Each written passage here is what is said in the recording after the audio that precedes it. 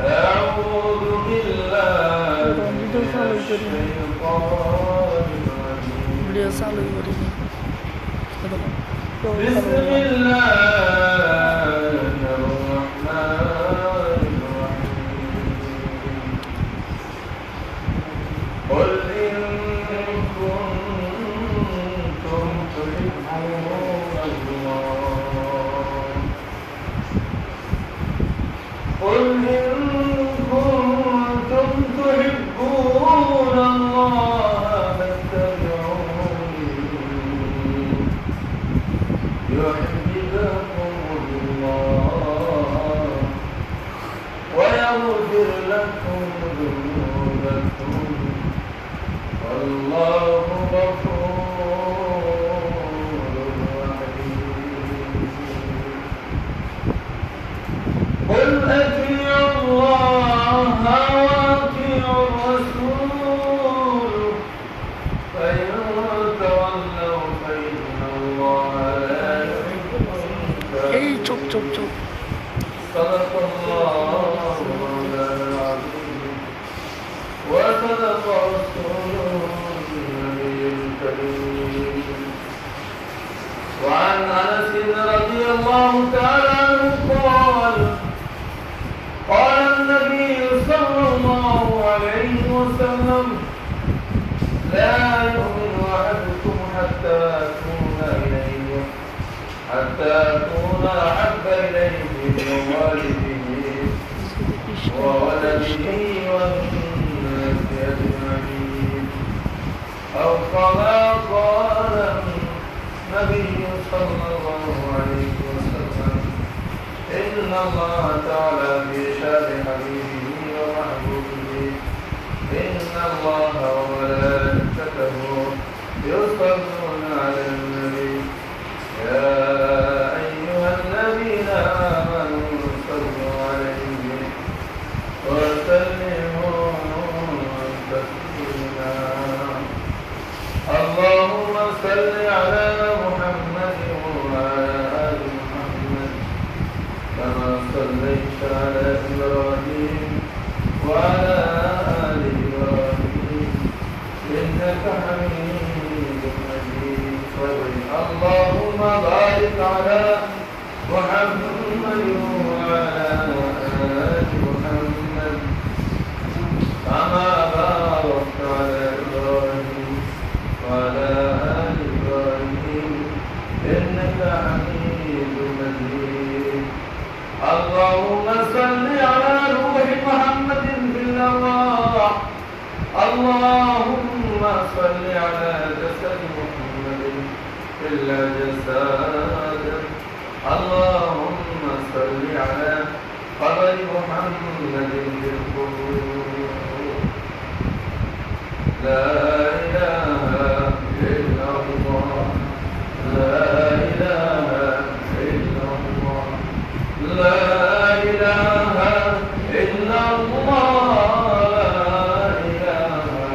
إلا الله لا إله إلا الله لا إله إلا الله لا إله إلا الله لا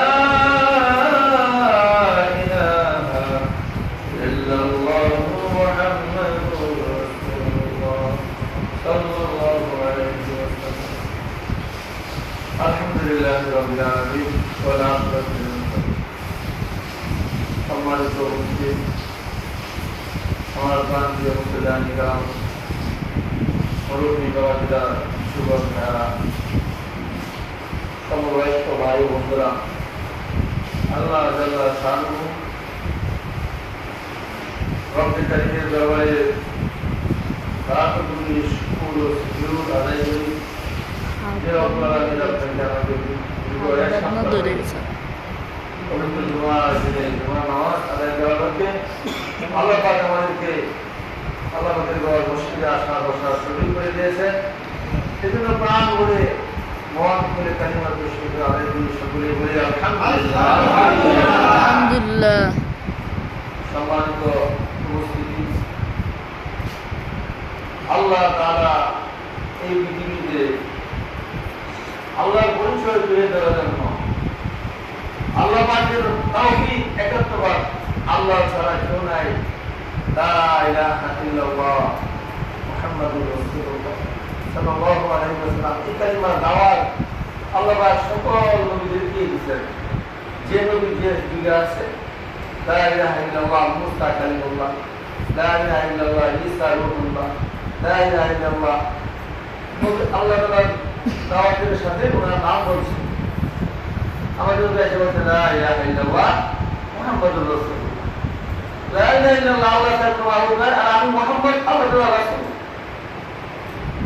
লা ইলাহা ইল্লাল্লাহ আল্লাহ তাআলা মাহবুব ভাই মুসা কালিমুল্লাহ, আমি মুসা আল্লাহর সাথে কথা বলছি, আমি আল্লাহ তাআলার পয়গম্বর। এইভাবে সমস্ত নবীরা আল্লাহ পাকের তাওহীদ, আল্লাহ পাকের ওয়াহদানিয়াতের দাওয়াত দিচ্ছেন, আল্লাহ পাকের একাত্মবাদের কথা বলছেন, আল্লাহ পাকের গুণাগুণ গাইছেন। কিন্তু যুগে যুগে নবী এবং রাসূল যারা আসছেন এসে দাওয়াত দিচ্ছেন, কোন নবীর সম্প্রদায়ের লোকেরা সামান্য কয়েকজন মানছে, কোন নবীর দাওয়াত কেউ গ্রহণই করে নাই, নবীরা মানছে। নাউযুবিল্লাহ। হযরতে নূহ আলাইহিস সালাতু ওয়াস সালাম 1900 বছর দাওয়াত দিয়েছে, 900 বছর 950 বছর দাওয়াত দিয়েছে।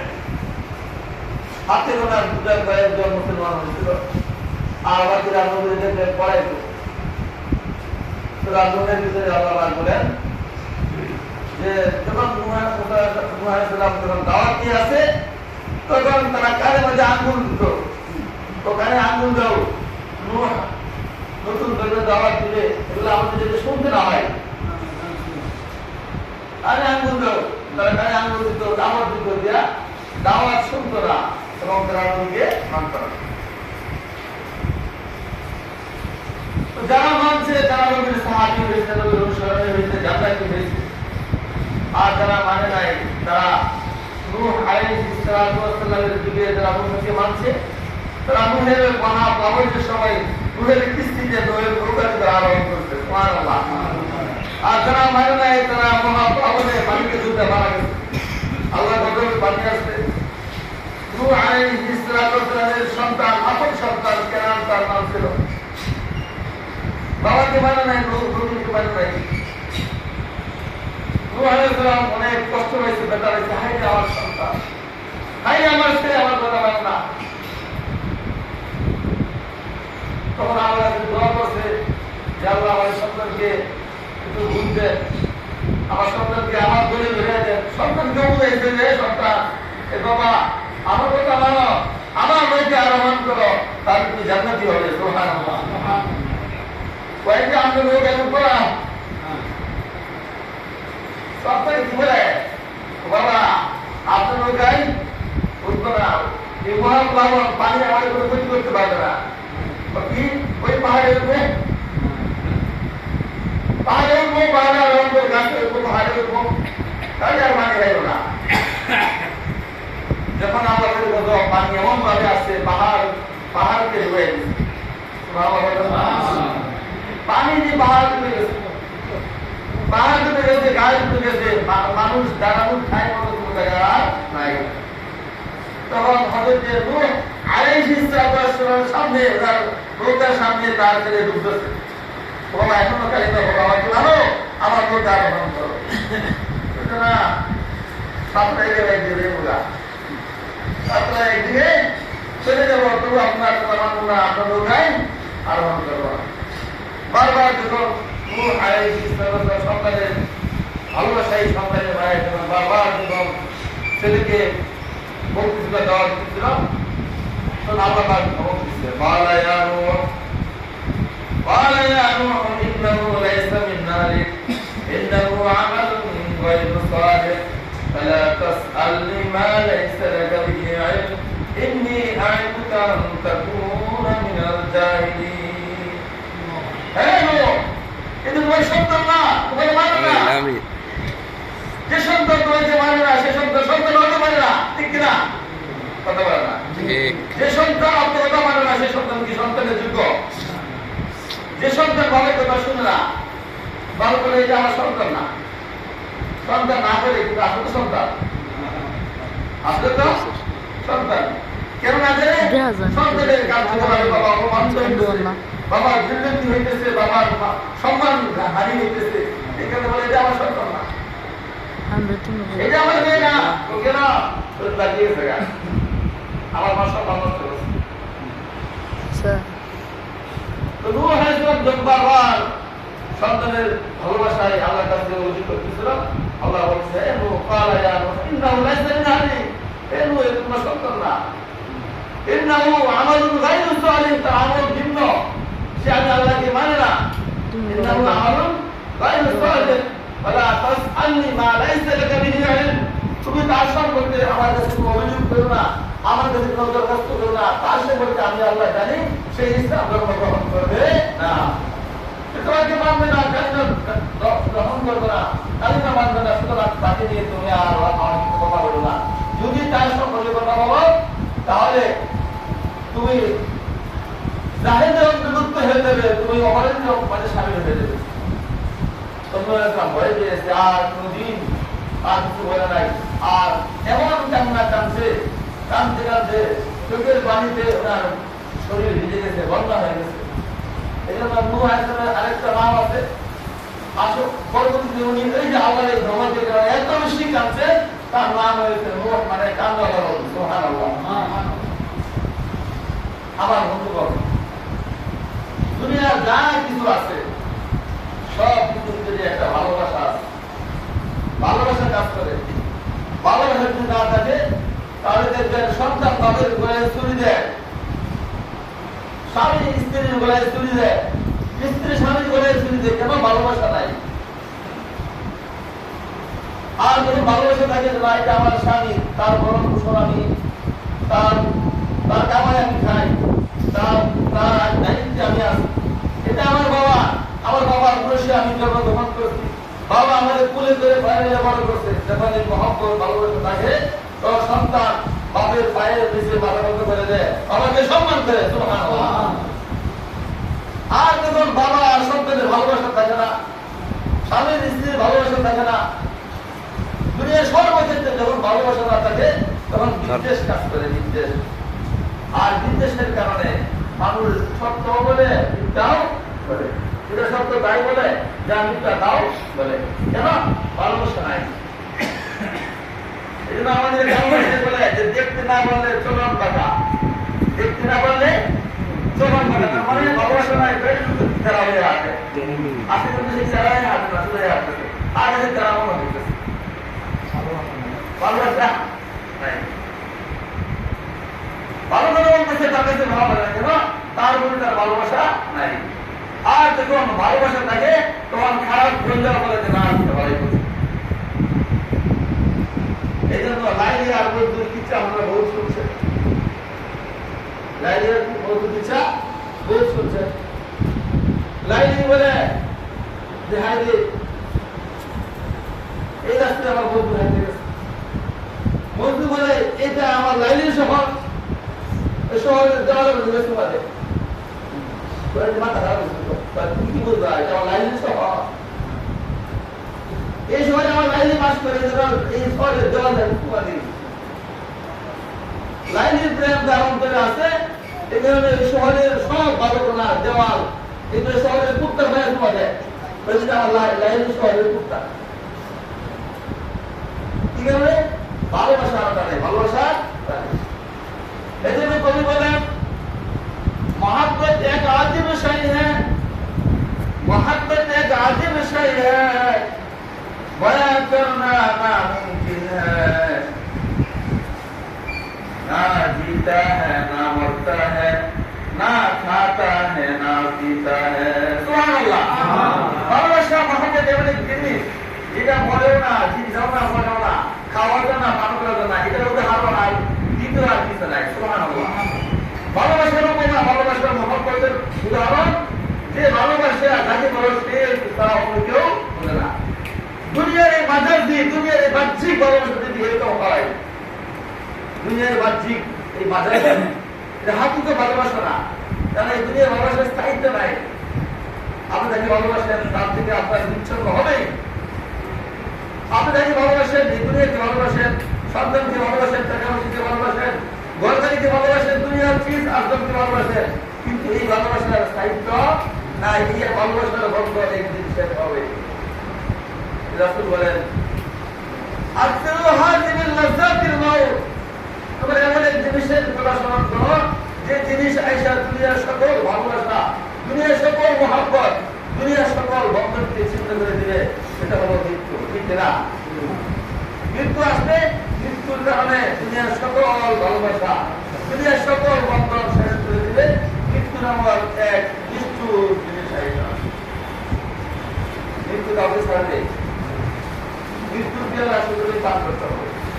আর মৃত্যুর পেয়ালা যখন হাতে আইসা যা, যখন কাছে আইসা যা, তখন ভালোবাসার মানুষগুলা যতই ভালোবাসলো তখন আর ভালোবাসা ধরে রাখতে পারে না।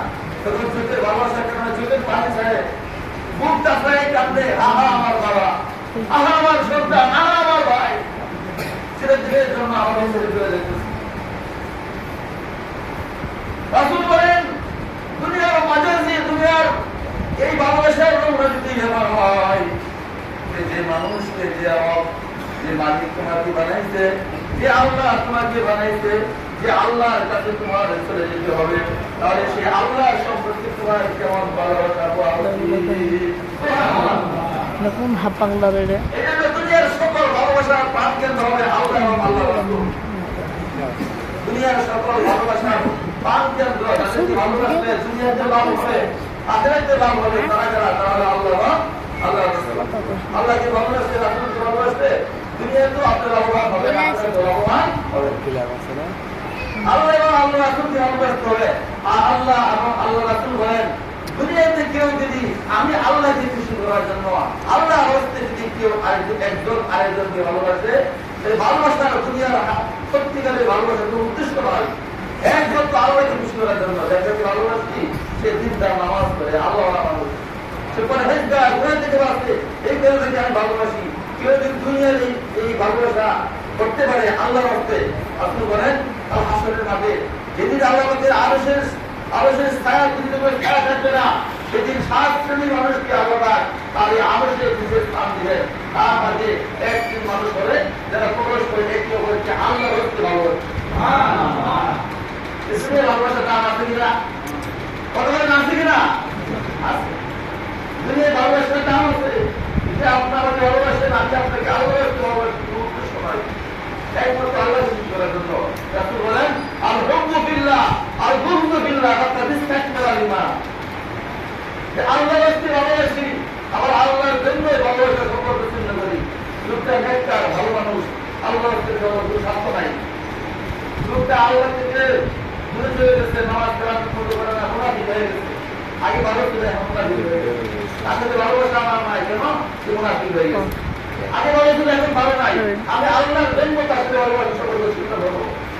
আপনি বলেন, এই দুই কাজ যারা করতে পারবে, আল্লাহর জন্য ভালোবাসা, আল্লাহর জন্য বন্ধুত্ব ছিন্ন, সে জান্নাতি। রাসূল করিম সাল্লাল্লাহু আলাইহি ওয়াসাল্লাম মক্কা থেকে হিজরত করে মদিনায় আসলেন। অনেক ঘটনা দুয়ার আলোচনায় বলা সম্ভব না। হযরত বারা ইবনে তালহা ইবনে বারা, হযরত বারা রাদিয়াল্লাহু তাআলা আনসারী সাহাবী, মদিনার সাহাবী, উনি রাসূলের কাছে গেছেন।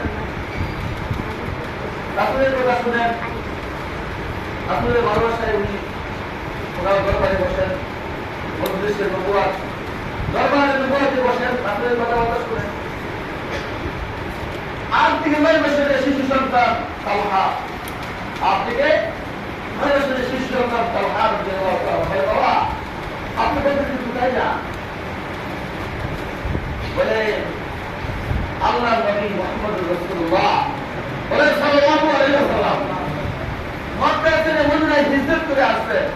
প্রতিদিন ওনার কাছে দরবারে নবুয়তে যাই, নবীর কথা শুনি, আর অন্তরের ভিতরে নবীর ভালোবাসা স্থাপন করি, আল্লাহর কথা শুনি, আল্লাহর ভালোবাসা অন্তরের ভিতরে স্থাপন করি।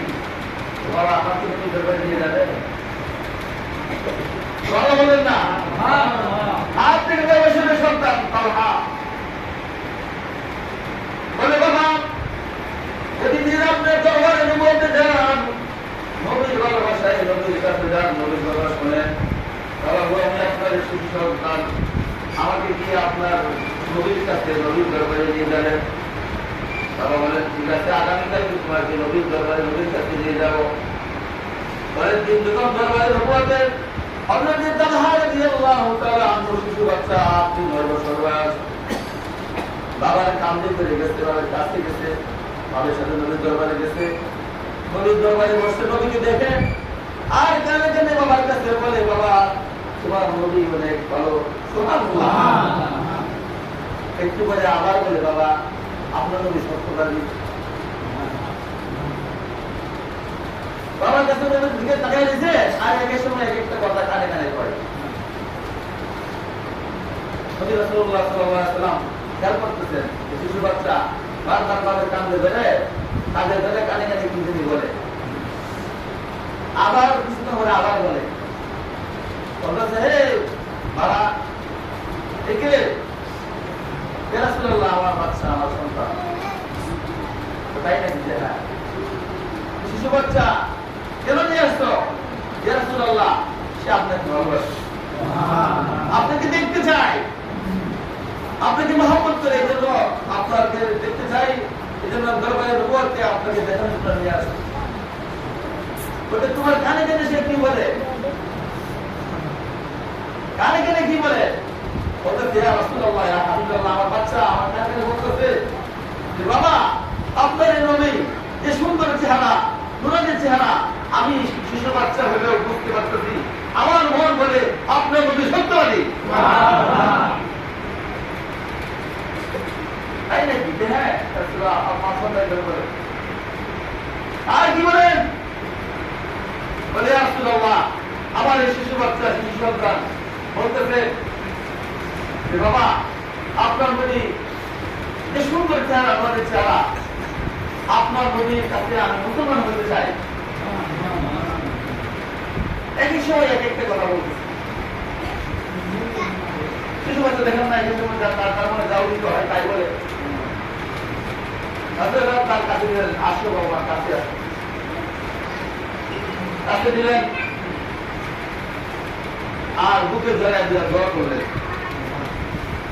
বললেন যে আল্লাহ এই শিশু বাচ্চা 8-9 বছর বয়স তালহা আমার ভালোবাসা বুঝছে আমাকে চিনছে অথচ আমার আত্মীয় স্বজন নিকট আত্মীয় আমার চাচা আমার ভাই যারা তো আমার আত্মীয় স্বজন তারা আমাকে চিনব না আমাকে কদর করবো না আমাকে মহব্বত করবো না আজকে আমি আমার জন্মভূমি মক্কা ছেড়ে বুঝলাই আমি বাস করেছি মক্কা ছেড়ে দিলে রবি মদিনাতে যাই মক্কা ছেড়ে দিলে রবি মদিনাতে যাই জন্মভূমির মায়ায় নবী ফিরে ফিরে চাই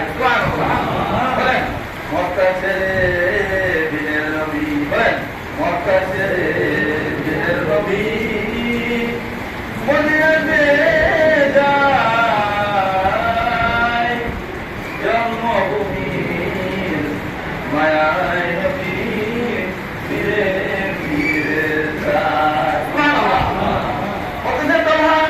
তোমার বয়স কত 8-9 বছর বাবা তুমি এমন বিচক্ষণ কথা বললে এমন সুন্দর কথা বললে বাবা আমার ভাইয়েরা আমার কথা বুঝে নাই আমার কাকারা আমার কথা বুঝে নাই আমার আত্মীয় স্বজন আমার কথা বসে বুঝে নাই এই কারণে আমি আল্লাহর হুকুমে আমার জান বাঁচানোর জন্য মক্কা ছেড়ে আমি মদিনায় হিজরত করলাম বাবা তোমার জন্য আমি দোয়া করি আল্লাহ পাক তোমাকে অনেক বড় বানায় আল্লাহ করে করবেন দোয়া করলাম এরপর থেকে বললাম যে রাসূলুল্লাহ আমি আপনার হাতে হাত দিয়ে মুসলমান হতে চাই আমার বাবা তো মুসলমান হয়ে গেছে আমাকে মুসলমান বানান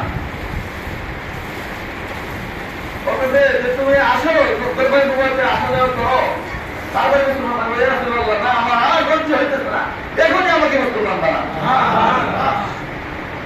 বলতেছে যে মুসলমান হয়ে না আমার কথা মানতে পারবা রাসূলুল্লাহ যা বলেন তা মানবো শিশু বাচ্চা 8 বছরের বয়স রাসূল তাকে পরীক্ষা করার জন্য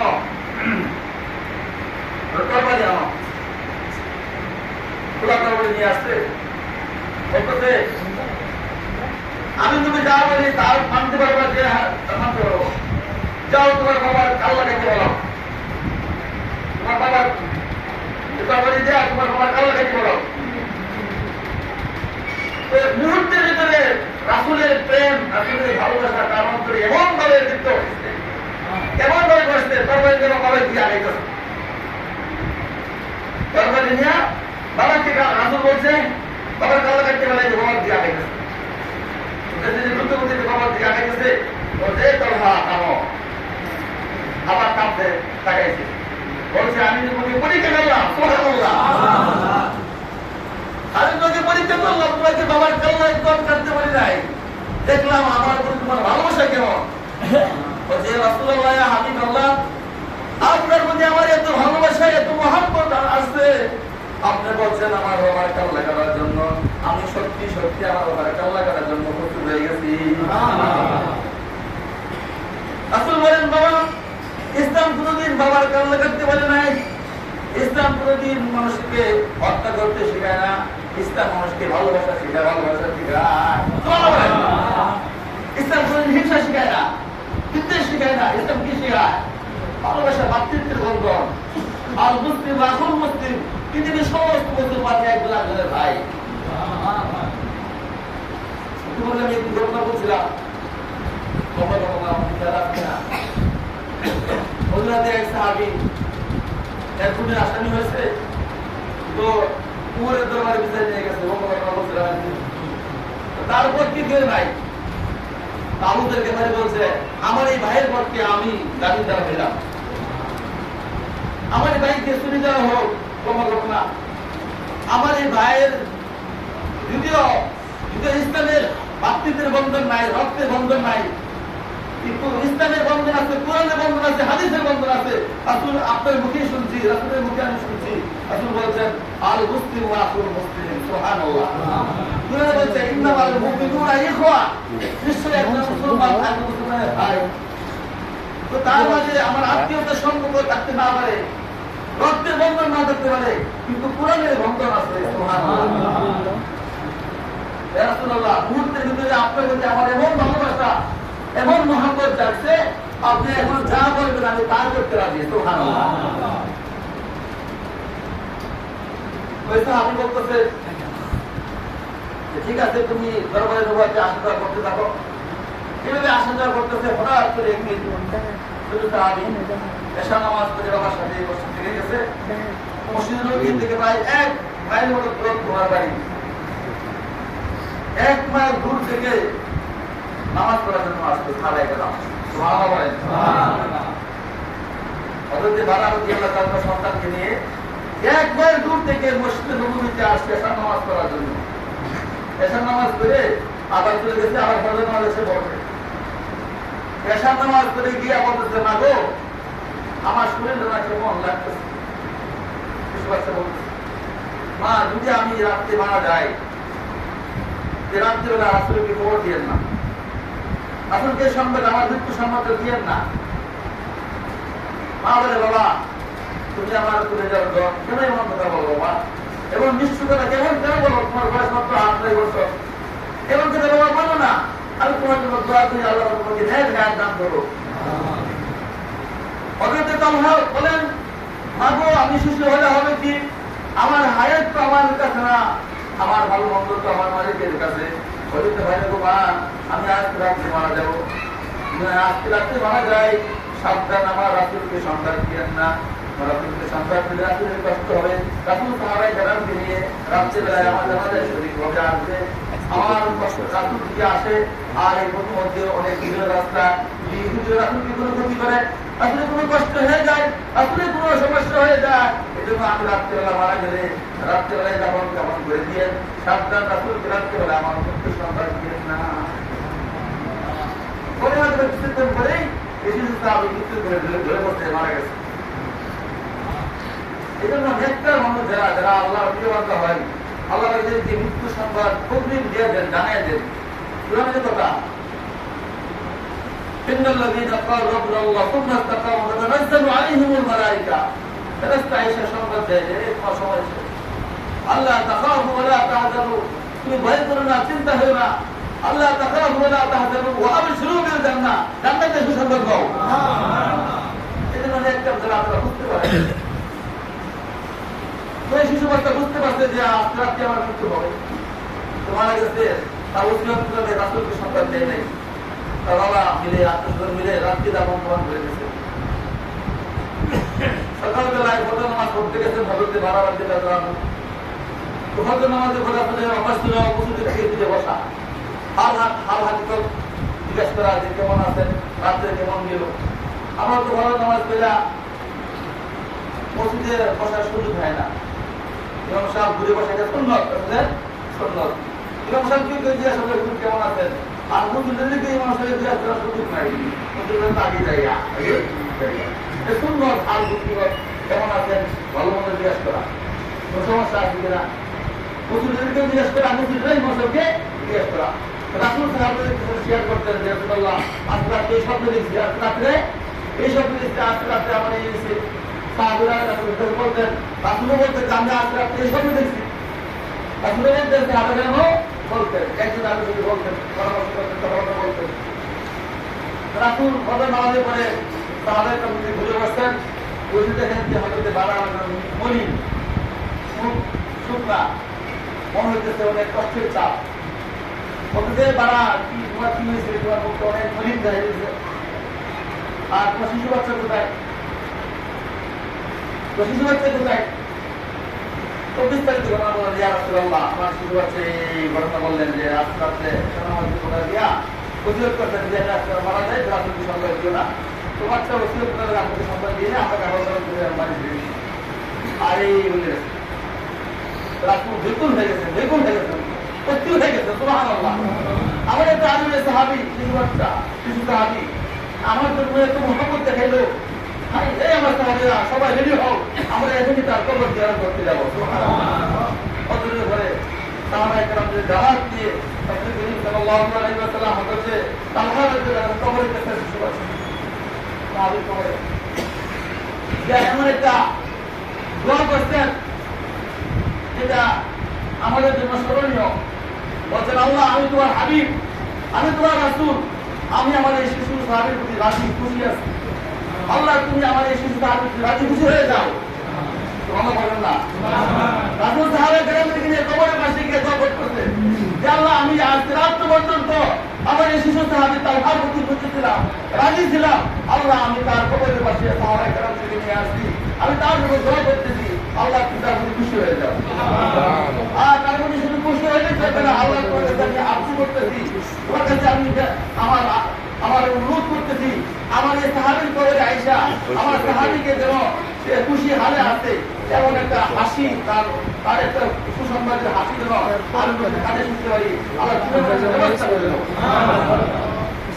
রাসূল সাল্লাল্লাহু দোয়া করে একটু কবরের দিকে মুখবাজ্য হয়েছে, কবরের দিকে কান লাগাইছে। সাহাবায়ে কেরাম দাঁড়ায় রয়েছে, কিছু কম করে রাসূল বলতেছেন, আমি আমার নবুয়তের কানে, আমি আমার নবুয়তের চোখে এই সাহাবীর কবরে আল্লাহ আসতেন এবং আয়েশা ওই সাহাবীকে সুসংবাদ দিতেন, সাহাবী তুমি হাসি দাও, তোমার রাসূল দাঁড়ায় রয়েছে।